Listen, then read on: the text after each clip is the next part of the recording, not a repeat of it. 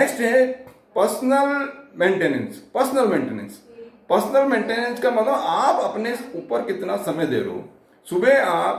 सुबह तैयार होने के लिए जो दैनिक क्रियाएं जो करने के लिए या इंस्टीट्यूट में आने के लिए आपको तैयार होना है, तो उसमें कितना टाइम दे रहे हो। आप जितना टाइम को जो है, काम को आप जितना एक्सपेंड करो, टाइम उसके अनुसार एक्सपेंड होता है। आपको कोई काम दिया 2 घंटे के अंदर करना था, आप उसको 2 घंटे में करोगे। अब उसी काम को यदि आपके सर ने बोला कि 1.5 घंटे के अंदर करना है, अब आपका माइंड काम करेगा कि मेरे को इस 1.5 घंटे में काम करना है। मालूम पड़ा कि 1.5 घंटे में आप पहले 2 घंटे से ज्यादा अच्छा काम कर लिया। अब फिर सर ने कहा बोलो आप जल्दी है, अब ये जो प्रैक्टिस, अब आपको वो काम 1 घंटे में करना, 1 घंटे में। अब सर ने कह दिया 1 घंटे में काम किया, तो आपने और दिमाग लगाया, तरह तरह की जो है विचार आपने करके आपने जो वो किया। अब वो जो काम है वो क्या हो रहा है, 1 घंटे के अंदर हो रहा है। 1 घंटे का यानी 2 घंटे का काम आप क्या हो रहा है, 1 घंटे के अंदर आप कर रहे हो और उससे अच्छा काम कर रहे हो। तो ये आपको सोचना है कि आप उसको कितना अच्छा कर सकते हो लिमिटेड समय के अंदर। प्रोडक्टिविटी, रतन टाटा ने अपने इंजीनियर्स को कहा, जब मार्केट के अंदर किसी को प्रॉब्लम हुई गाड़ी के अंदर, इनका वो सस्ती गाड़ी चाहिए, तो कहा बोले मेरे को ऐसी कार बनाइए आप लोग। उनकी मीटिंग कॉल करके इंजीनियर्स की या मैनेजर्स की, जो टॉप उनके जो मैनेजमेंट के जो आदमी हैं, उन पर्सन हैं, उनके साथ में मीटिंग की। बोले मेरे को 1 लाख रुपए वाली कार चाहिए। जो भी बड़े बड़े सीनियर्स जो मैनेजर्स थे और इंजीनियर्स थे, seniors, sir how is it possible, 1 lakh रुपए की कार को 1 लाख रुपए मिलती बनेगी। उन्होंने कहा मेरे को 1 लाख रुपए की कीमत वाली कार चाहिए। तो अब जब पहले वो कार 5-6 लाख से कोई कीमत की कार थोड़ी बनती है, लेकिन उनको जब कहा रतन टाटा ने कि मेरे को 1 लाख रुपए कीमत की कार चाहिए, तो उनके इंजीनियर्स ने क्या किया, दिमाग दौड़ाना चालू किया, अपनी नई नई प्लानिंग करी। पहले प्रॉब्लम आई, फिर बोले कॉस्टिंग अभी 2 लाख आ रही है, नहीं इसको घटाइए 1.5 लाख आई, बोले इसके अंदर ये कमी आ रही है। तो बार बार जो है री इनोवेशन करके अल्टीमेटली वो जो कार है वो 1 लाख की है, क्योंकि रतन टाटा ने कह दिया कि मेरे को ये चाहिए, तो उसी के अकॉर्डिंग वो उस कॉस्ट के अंदर आ गई। तो अपना जो माइंड है उसके अनुसार जितना आप उसको फैलाओगे, उसको अकॉर्डिंग अपना जो माइंड फैलेगा और उसके अकॉर्डिंग जो है वो कार्य करने के लिए अपने जो शरीर के जो बाकी जो तंत्र है उनको करने के लिए निर्देश देता है। इसलिए समय को आप क्या करोगे, आपका जो पर्सनल मेंटेनेंस का जो टाइम है, जितना कम से कम, अब ये आपको पर्सनल मेंटेनेंस आपको रखनी है। आपका सारा लुकिंग बहुत अच्छा होना चाहिए, आपकी जो ड्रेसअप अच्छा होना चाहिए, आपका सारे कपड़े अच्छे होने चाहिए अकॉर्डिंग टू आपका जो क्या आपका व्यवसाय है, क्या आप टीचर हैं, क्या आप स्टूडेंट्स हैं। तो आप स्टूडेंट्स हैं, आप ट्रेनिंग है, आप ट्रेनिंग के अनुसार आपका पूरा जो है आपका पर्सनल लुक, आपका जो यूनिफॉर्म में होना है, पूरा आपके शूज बिल्कुल होने चाहिए, पॉलिश्ड होने चाहिए, बाल ढंग से बने होने चाहिए, प्रेस होने चाहिए आपके कपड़े। तो ये सारे आपके वेल अप टू डेट, उसके अंदर आपको टाइम देना है जितना आपको।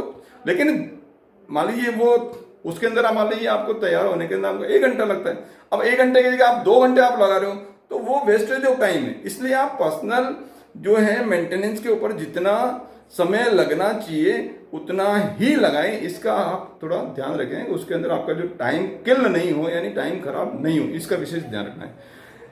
नेक्स्ट और दूसरा बाकी टाइम का जाता है स्टडी टाइम के अंदर। स्टडी के अंदर आप जब पढ़ाई कर रहे हैं, पढ़ाई में कितना टाइम दे रहे हो। पढ़ाई का मतलब है आपका जो होमवर्क है, यानी आपका होमवर्क कंप्लीट करने में, इसके बाद में आपको लर्निंग में स्टडी करने के अंदर, और उसको वापस सेल्फ एग्जाम आपका जो सेल्फ एवोल्यूशन करने के अंदर, ये है स्टडी टाइम।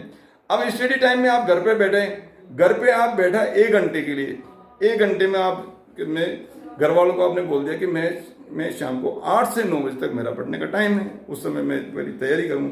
8 बजे आप बैठे, 8 बजे बैठने के बाद में तो 5 मिनट आपने किताब खोली, स्टडी करके खोलते ही आपका जो मोबाइल बज गया, मोबाइल बजते आपने बात कर ली।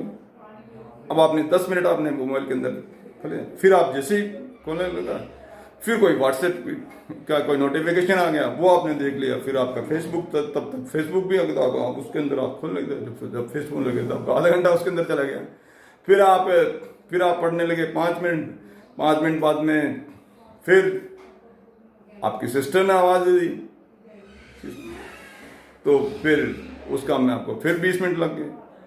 अब आप दो घंटे या 1 घंटे का जो भी टाइम है उसके अंदर अब आपने इफेक्टिव टाइम कितना दिया। आप कहते रहो कि मेरे को तो मैं 8 से 9 बजे तक 1 घंटा पढ़ रहा हूँ। अब 1 घंटे के अंदर आप मोबाइल देख रहे हो, बात करने के अंदर आपने टाइम वेस्ट कर दिया, और दूसरी बात करने के अंदर टाइम, पढ़ाई के अंदर इफेक्टिव टाइम कितना दिया। पढ़ाई में इफेक्टिव टाइम तो आपका 15 मिनट ही गया।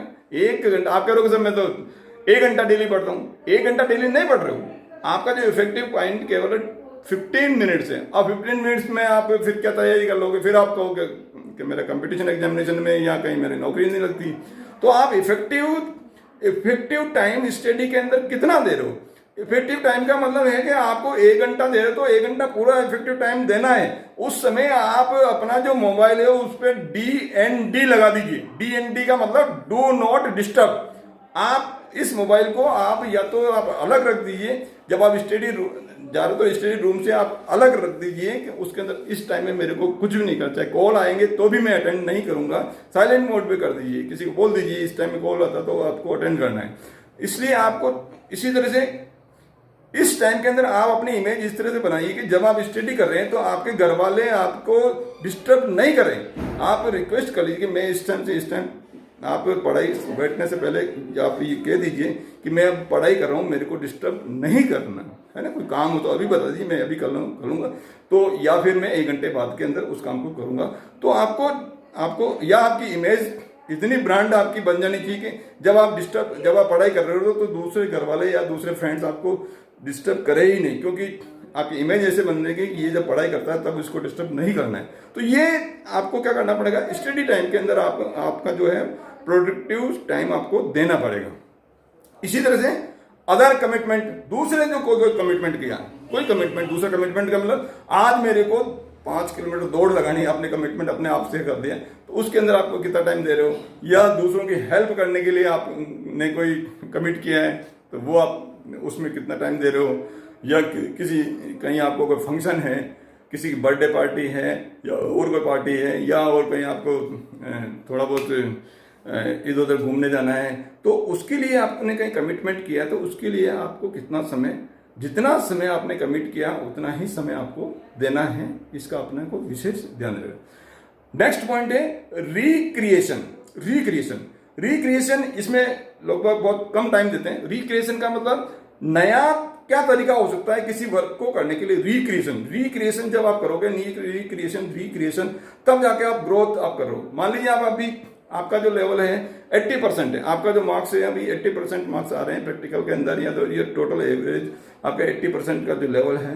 अब 80 से आपको 90 कैसे बनाना है, पहले आपको सोचना है, पहले आपको एनालिसिस करना है कि मेरे 80% पे क्यों, मेरे जो साथी है वो 95% पे है, वो मैं 80 पे क्यों। तो आपको एनालिसिस करना पड़ेगा, आपकी जो कमियां हैं उसको ढूंढना पड़ेगा, और उसको दूर करने के लिए कौन कौन से तरीके हो सकते हैं आप करिए।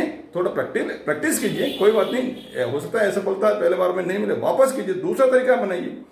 लेकिन आपको टारगेट नहीं छोड़ना, 80 के 90 करना है, 90 को बदलना नहीं, आपको रास्ते बदलने। वहां बदलने के लिए यदि एक बार आपको सही आप अपने एक बार कोई प्रोसीजर अपनाया, 90 आपको टारगेट 90% पे जाने का नहीं मिला, कोई बात नहीं। आप ये नहीं कि आप 90 जगह मेरा टारगेट आपने 85 कर लिया, नहीं, ऐसा नहीं करना। टारगेट को आपको वहीं रखना है, लेकिन रास्ता बदलना है, आपको विधि बदलनी है, आपको प्रोसीजर बदलना है कि पहले वाले प्रोसीजर से मैं 90 पर नहीं पहुंच पा रहा हूं, आप दूसरी विधि से बदलिए। अब पढ़ने का तरीका ये कीजिए, रिटर्न वर्क का तरीका ये कीजिए, दूसरे साथी से ये कीजिए, सर से आप पूछिए मेरे को शतरंक इतने कम क्यों मिलते हैं सर, सीधे बता दीजिए, सीधे पूछिए, सर मैं आपसे पूछना चाहता हूँ मेरे को शतरंक बाकी बच्चों को तो इतना मिल रहा है, मेरे को कम क्यों मिल रहा है सर, प्लीज मेरे को रिक्वेस्ट करके आप पूछिए, सर बताएंगे आपके अंदर क्या क्या कमियां हैं, और सर के अकॉर्डिंग आप चलोगे तो आपको भी शतरंक आपको अच्छे मिल जाएंगे। तो ये आपको थोड़ा सा देखना। रिक्रिएशन, जॉब आपका मान लीजिए अच्छी क्वालिटी का नहीं बन रहा है, तो किस कारण से नहीं बन रहा है, सर्किट डायग्राम या कोई भी आपने इलेक्ट्रिकल में या इसमें डीजल मैकेनिक के अंदर कोई आपको असेंबली करी, असेंबली आपने किस इंजन के किसी पार्ट्स को वापस डिसमेंटल करके वापस असेंबली करने के लिए दिया, आपसे हुआ नहीं, तो उसके क्या कारण है, वो आपको ढूंढना है। तो इस तरह से आपको क्या रिक्रिएशन करना है, रिक्रिएशन आपको कर करके और आपको सीखोगे तो क्या होगा इसके अंदर आपको, तो उसमें आप टाइम कितना दे रहे हो उसके ऊपर भी आपको देना है। नेक्स्ट है सोशलाइजेशन।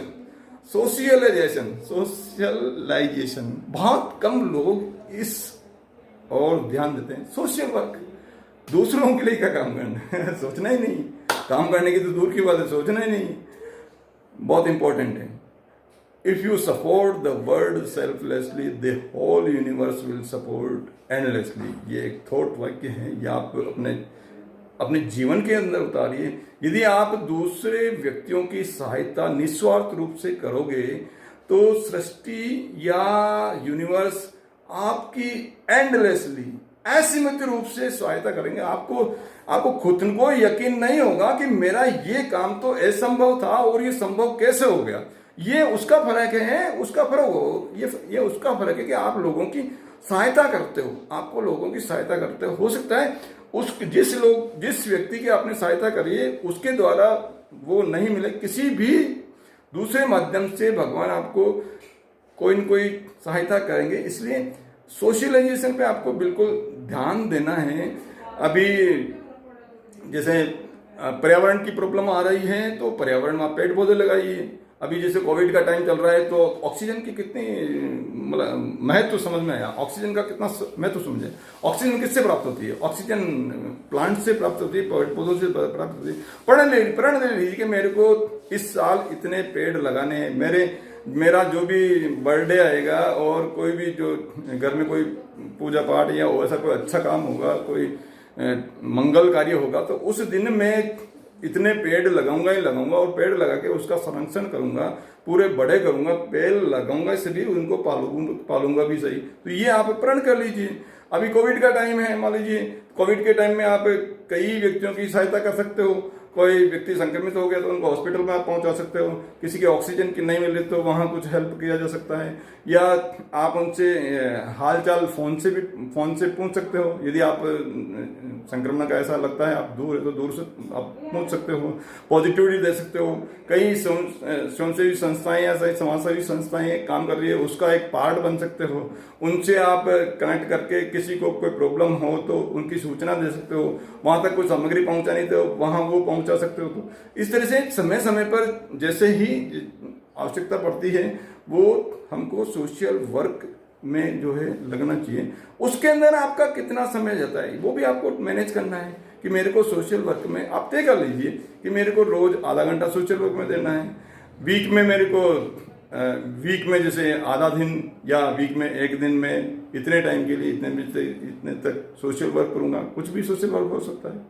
आसपास में कोई वृद्धाश्रम है, वहां जाके आप उनका हालचाल पूछ के आ सकते हो, या कोई आपका जो साथी है जिसको कोई किसी सब्जेक्ट के अंदर वीक है तो आप उसको पढ़ा सकते हो, उसको आप लर्निंग करवा सकते हो। ये भी सोशल वर्क है। तो तरह तरह के जो सोशल वर्क आपको ये करनी चाहिए।